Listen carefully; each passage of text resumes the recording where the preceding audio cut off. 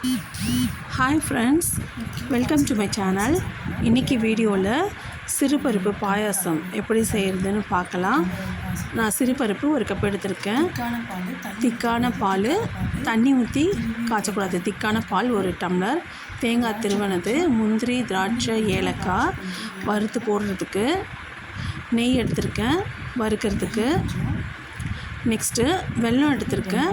நான் 1 கப்பு பருப்புக்கு 3 கப்பு வெல்லம் எடுத்திருக்கேன். ரேஷியோ வந்து கரெக்டாக இருக்கும். இப்போ எப்படி செய்கிறதுன்னு பார்க்கலாம். நான் குக்கரில் தான் செய்கிறேன். பருப்பை நல்லா வறுத்து எடுத்துக்கலாம். பருப்பு நல்லா வறுத்து எடுக்கும்போது சீக்கிரமாகவே வெந்துடும், அதனால தான் வறுக்கிறேன்.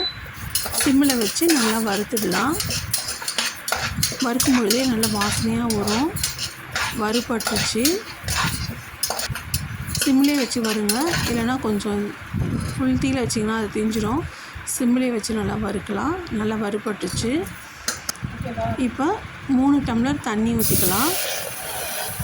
நான் 1 டம்ளர் பருப்பு எடுத்திருக்கேன், அதனால் 3 டம்ளர் தண்ணி ஊற்றிருக்கேன். கரெக்டாக இருக்கும். 3 டம்ளர் தண்ணி ஊற்றிட்டு குக்கர் மூடி வச்சுருங்க. இப்போ ஹையில் வச்சுருங்க. ஹை ஃப்ளேமில் வச்சுட்டு மூடி வச்சிடலாம். 3 விசில் வரணும். 3 விசில் ஆஃப் பண்ணிவிடுங்க. 3 விசில் வந்தோடனே ஆஃப் பண்ணிவிட்டு இப்போ நான் கீழே இறக்கி வச்சிடுறேன்.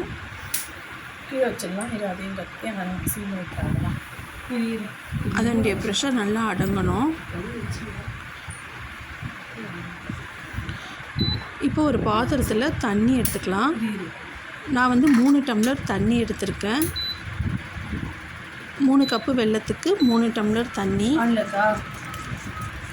இப்போ நான் 3 டம்ளர் தண்ணி ஊற்றிருக்கேன்.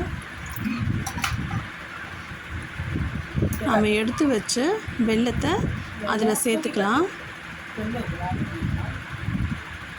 வெல்லம் நல்லா இடிச்சிடுங்க. நான் கட்டி வெல்லம் எடுத்திருக்கேன். நீங்கள் பேக்கெட் கூட வாங்கி யூஸ் பண்ணிக்கோங்க.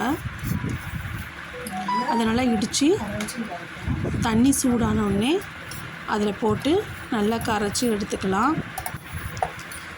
இப்போ நல்லா வெல்லம் கரைஞ்சி வரும். இப்போ பாருங்கள், அது நல்லா ஆற விடுங்க. இதில் மண்ணுங்கள்லாம் கொஞ்சம் இருக்கும். அதனால் நான் என்ன பண்ணேன், இதை நல்லா ஆற விட்டுட்டு ஃபில்டர் பண்ணி எடுத்துக்கிட்டேன். பாருங்கள் எவ்வளோ மண் இருக்குது. இப்போ நல்லா ஃபில்டர் பண்ணி எடுத்துக்கிட்டோம். இப்போ ப்ரெஷர் அடங்கிடுச்சு. நான் ஓப்பன் பண்ணுறேன். பாருங்கள் நல்லா வெந்திருக்கு பருப்பு. தண்ணி சுத்தமாக அதில் காலி, நல்லா வெந்திருக்கு. தண்ணி இல்லை. இப்போ நம்ம வெல்லம் தண்ணியை ஆட் பண்ணலாம். இப்போ நல்லா மிக்ஸ் பண்ணிவிட்டு ஸ்டவ் ஆன் பண்ணிக்கோங்க. இது நல்லா கொஞ்சம் கொதிக்கட்டும், கொஞ்சம் திக்காக வரட்டும். நல்லா மிக்ஸ் பண்ணிவிட்டு கொதிக்க விடுங்க. இப்போ நல்லா திக்காயிடுச்சு.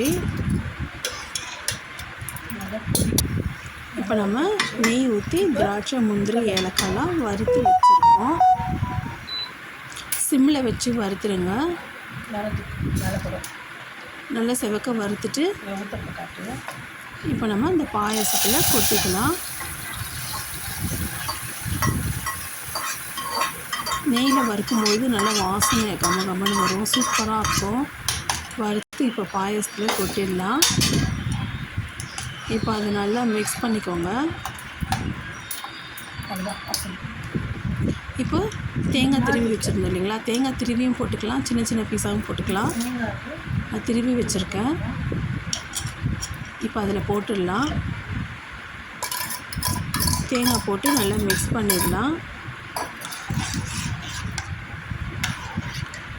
தேங்காய் ஆட் பண்ணும்போது இன்னும் டேஸ்ட்டு ரொம்ப நல்லாவே இருக்கும்.